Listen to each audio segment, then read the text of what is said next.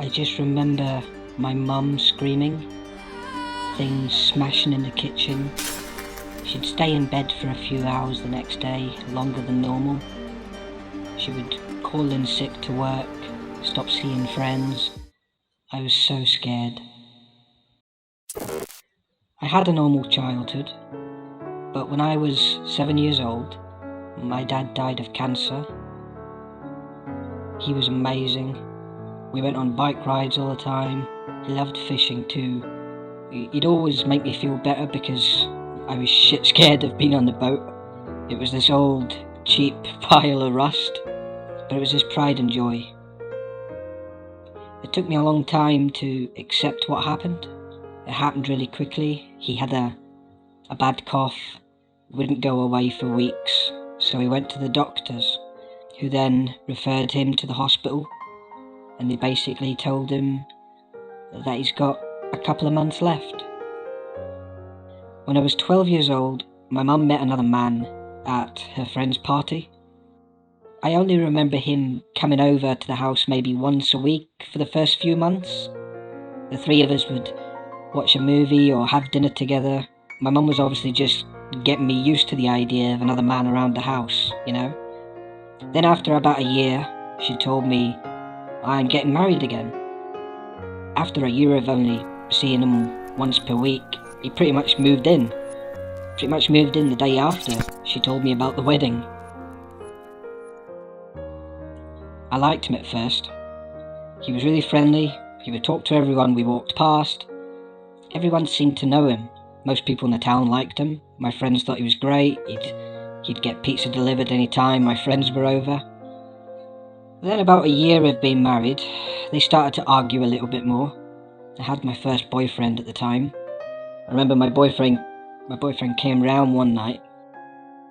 He was never allowed to stay the night, but one night my mum went to another town a couple of hours away for a work training thing. My boyfriend was sitting with me in my room. My mum's husband came upstairs, said to my boyfriend, "You can stay the night if you want.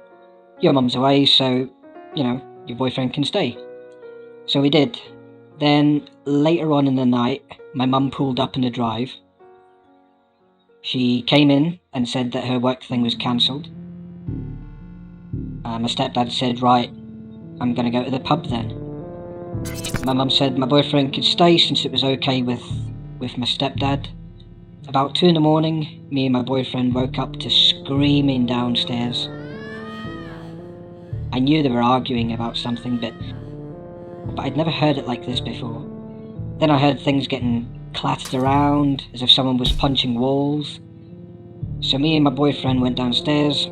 We looked in the living room, and we saw him with my mum in a headlock. She was trying to shake him off. He was trying to throw her against the wall. I started screaming. My boyfriend immediately ran over to him, pulled my stepdad back from the neck, but they both fell. So my stepdad rolled over, got on top of him, started punching him. Me and my mum tried grabbing him. He was throwing his arms around, trying to punch my mum. The three of us kept trying to keep him under control. He wasn't a big guy. In fact, he was about the same height and weight as my mum. So after about 10 minutes of this, he started saying, okay, I'm sorry. I've just had too much to drink. Just leave me, let me go to bed. My mum grabbed the phone, called the police. He just stood there, staring at her on the phone. He starts crying and shaking his head, saying he's sorry, but like whispering it on the phone so the operator couldn't hear him. My mum hung up the phone and screamed at him, "Get to bed, you prick, go on." He went upstairs. The police arrived about 10 minutes later. My mum just told them, me and my husband have had too much to drink and we were wrestling around. It's not a big deal, it's just a disagreement. Sorry to call you out here. I remember the policeman's face. Just kept giving me the side eye. I know to this day he wasn't buying my mum's story. Me and my boyfriend just sat there and said nothing. That's my biggest ever regret, saying nothing. I know I should have just told the police right there and then that she's lying and he was attacking us all. One of the officers turned to my boyfriend and said, "What happened to your face?" There was a bit of swelling around his cheek and a cut on his lip. He said he was just trying to pull my stepdad off my mum and they fell over. So the police left. My mum stayed up all night watching TV. She didn't go to bed. Next morning my stepdad got up and came downstairs. He hugged my mum and said he's so sorry, it'll never happen again, blah blah blah, it'll never happen again. He said sorry to my boyfriend and he gave him £100 and said to him, remember mate, you tried to grab me, I was just defending myself in my own house because she was attacking me. And we all just kind of looked at each other and he just seemed really intimidating again. He was nice and sorry one minute and then the next it was sort of subtly suggesting that it was all self-defense. A couple of days went by and things were pretty normal again. Kept thinking about it though. I really did think it was a one-off and it was because he got too drunk, but then after a few days the arguments started again. No fighting, no drink this time either. Just arguing constantly. My stepdad said to me one morning at breakfast, oh, your mum's sleeping late today. She's tired from all the arguing last night. He said, by the way, you can't tell anyone about our personal business. Every couple argues, he said. Even you and your boyfriend will argue. If you start telling people, they'll get the wrong idea and we will all end up being in trouble and it will ruin the family. Then he said, you've already lost one dad. You don't want to lose another. And I'll never forget that. He used that to manipulate me. The arguments kept on going, night after night. Then I started seeing my mum with black eyes. She would stay in bed most weekends, come down for something to eat, go back upstairs. She started getting annoyed when I'd say to her to get changed, to get a shower. My stepdad said, oh, she's just a little down, she'll snap out of it. But it went on for weeks. She stopped seeing friends, she stopped going out, she barely ate anything. I made a soup one morning and she just left it on the bedside table. I went back up later on to her room and she hadn't touched it. Then he came into the room. He said, why are you wasting the food when you know your mum isn't hungry?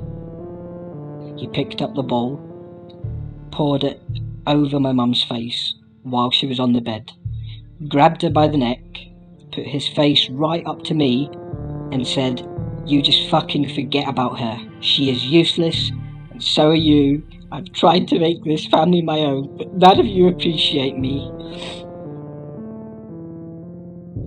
I was shaking. My mum just started crying. He let go of my mum and just casually walked out the room. I said to my mum, we need to phone the police. She said, no, you can't. It's me that's causing all this. I promise I'll change. I was like, Mum, you don't need to change. It's not your fault. We need to tell someone about this now. She turned round, faced the wall and said nothing else. I went into my room. I got my phone, called my boyfriend and said to him, please come round. Next thing I hear my stepdad running up the stairs, bursts into my mum's room. I run out. He turned round and started running at me. My boyfriend was still on the phone and I just started screaming, call the police. And he grabbed the phone from me, grabbed my arm, dragged me down. I managed to trip him down with me. I got up, I ran over to my mum's room, ran inside. She got out of bed, helped me get the door closed. I was kicking it, punching it, screaming, fucking open this door. Then the doorbell rang, started getting pressed over and over again. We were screaming, me and my mum both screaming.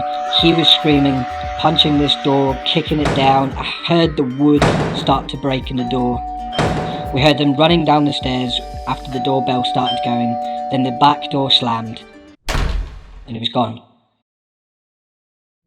Up the stairs, my boyfriend came with a baseball bat. Then 10 minutes later, the police arrived. They ran in the house.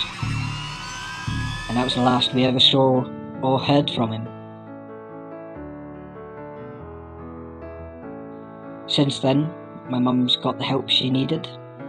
He eventually got caught for something unrelated.